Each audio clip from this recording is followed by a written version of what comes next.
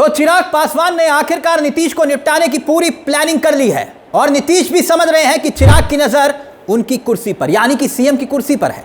तभी तो खेल दोनों तरफ से शुरू हो चुका है। नीतीश भी चिराग के घर में घुसकर एक अलग किस्म से सेंधमारी कर रहे हैं।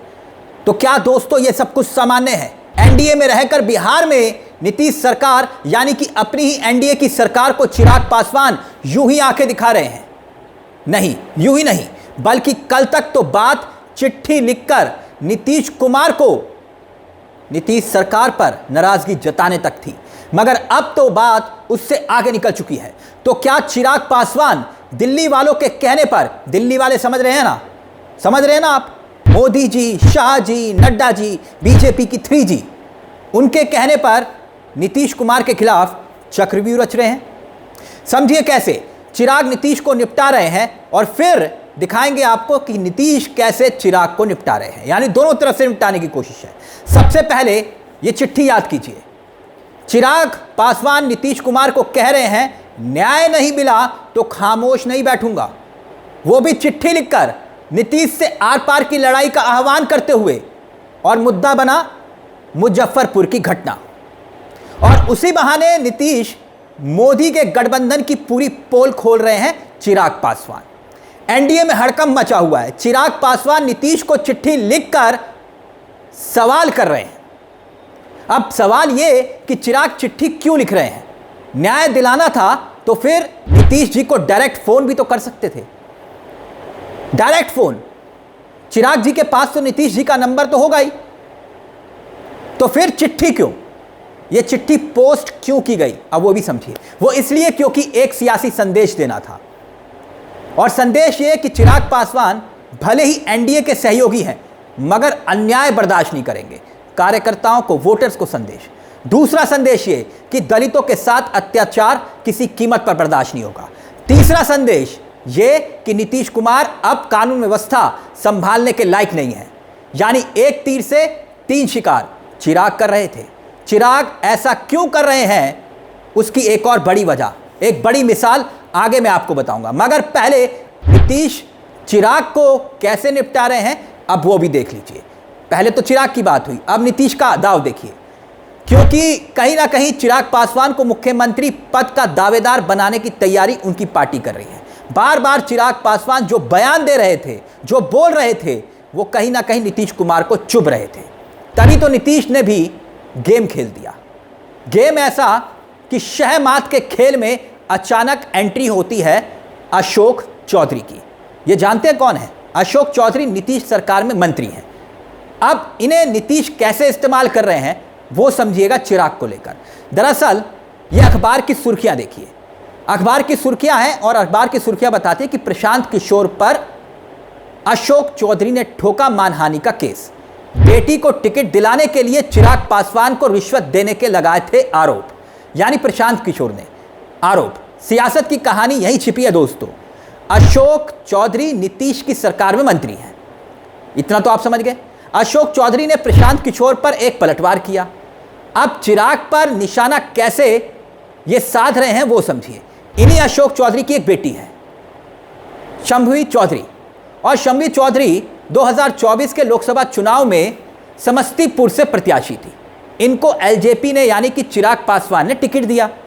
26 साल की उम्र में इनकी बेटी टिकट पाती है और चुनाव भी जीत जाती है, यानी चुनाव जीतकर यह सांसद बन गई।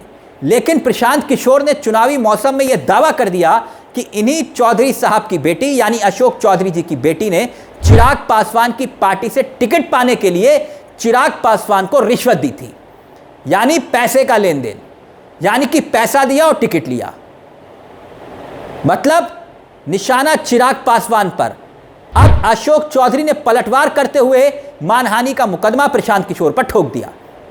अब देखिए लड़ाई प्रशांत किशोर और अशोक चौधरी के बीच की। लेकिन लड़ाई का सेंटर पॉइंट कौन? 2 शख्स, चिराग पासवान और चौधरी साहब की बेटी। अब आप इस बात को ऐसे समझिए कि जब जब चौधरी साहब की बेटी शम्भी चौधरी का टिकट का जिक्र होगा तब तक चिराग पासवान सियासत के केंद्र में आएंगे, उन पर शक की सुई जाएगी। प्रशांत किशोर के आरोप की बात होगी, यानी कि सुई हमेशा चिराग पासवान की तरफ घूमती रहेगी। और यह मसला चुनाव तक खिंचता रहेगा। यानी जब तक अशोक और प्रशांत भिड़ेंगे तब तक जिक्र होगा चिराग पासवान का।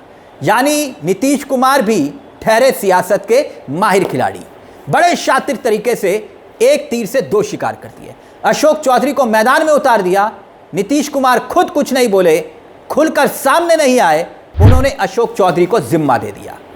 और अब अशोक चौधरी हमला तो कर रहे हैं प्रशांत किशोर पर, मगर नजरें कहीं और हैं, चिराग पासवान पर निशाना। वहीं अब इस बीच एक और खबर आती है दोस्तों, जिसने साफ कर दिया कि चिराग पासवान के मन में चल क्या रहा है। वो खबर की सुर्खियां आपकी स्क्रीन पर। खबर दोस्तों ये है कि 8 जून, जी हां, इसी 8 जून को कुछ ही घंटों के बाद आरा में चिराग पासवान एक रैली करने जा रहे हैं और इस रैली में एक बड़ा ऐलान होने जा रहा है। कहने वाले कह रहे हैं क्योंकि चिराग सीएम बनना चाहते हैं, नजर वहीं है। कुछ रोज पहले एक सवाल उठा कि क्या वास्तव में चिराग पासवान शाहाबाद से चुनाव लड़ेंगे, क्योंकि 8 जून को आरा के रमना मैदान में ये एलजेपी की रैली है और एक बड़ी रैली होने का संकेत साफ है, क्योंकि शाहाबाद से 4 जिले हैं, भोजपुर, बक्सर, कैमूर और रोहतास पर सियासी निशाना होगा। ऐसे में इस रैली पर सबकी निगाहें होंगी, क्योंकि हो सकता है कि चिराग इस दिन कोई बड़ा खुलासा या ऐलान करेंगे। यानी नीतीश की टेंशन बढ़ने वाली है।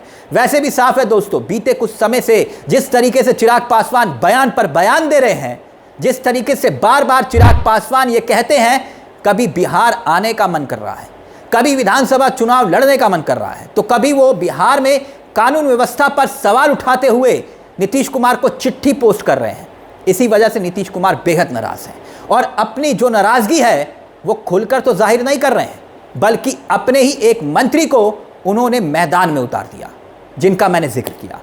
और मंत्री भी मोर्चा खोल चुके हैं प्रशांत किशोर पर, मगर निशाने पर हैं चिराग पासवान। यानी कि दोनों तरफ से खेल हो रहा है और मंत्री डायरेक्ट भले ही वार नहीं कर रहे, बल्कि वाया वार किया जा रहा है चिराग पासवान पर।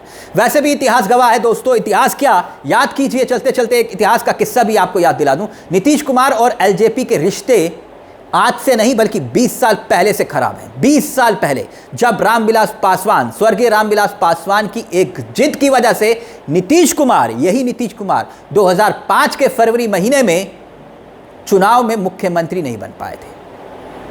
इनका रास्ता रोका था रामविलास पासवान ने। उस वक्त रामविलास पासवान ने नीतीश कुमार का साथ नहीं दिया था और अब रामविलास पासवान के बेटे यानी कि चिराग पासवान कुछ उसी तरीके से मोर्चा संभाल चुके हैं।